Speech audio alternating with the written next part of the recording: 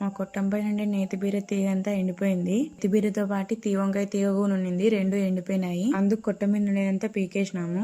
కిందికి వేసినాక ఓ ముదిరిపోయిన నేతి బీర కనిపించింది. దాన్ని ఓపెన్ చేయాలనుకుంటే చేత్తో విక్తంటే రాలే, అందుకని కొడవలు తీసుకుని వచ్చి ఓపెన్ చేయాలని ట్రై చేసినాము. కొడవలతో అయితే కోస్తంటే తెగింది, చేత్తో అయితే అసలు రావడం లేదు. లోపల చూస్తే ఇత్తనాలు ఉన్నాయి. ఆ ఇత్తనాలు నెక్స్ట్ ఇయర్ నాటడానికి ఉంటాయి, ఎత్తి పెట్టుకుందాం అనుకున్నాము.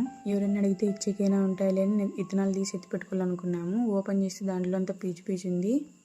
ఇంకా ఒట్టిది ఓపెన్ చేయలేకపోయినాము, అందుకే ఒకటి పచ్చిది కనిపించింది. ఆ పచ్చిది కనిపించింటే పచ్చికాయని ఓపెన్ చేసి చూసినాము, అది కూడా ముదిరిపోయింది.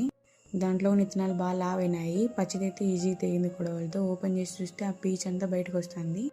ఫారిన్ కంట్రీస్లో అయితే ఈ పీచ్కి ఇంకో మెటీరియల్ ఏదో యాడ్ చేసి డెకరేటివ్ ఐటమ్స్ లాగా తయారు చేస్తారంట. మేము కూడా యూట్యూబ్లో చూసినాము.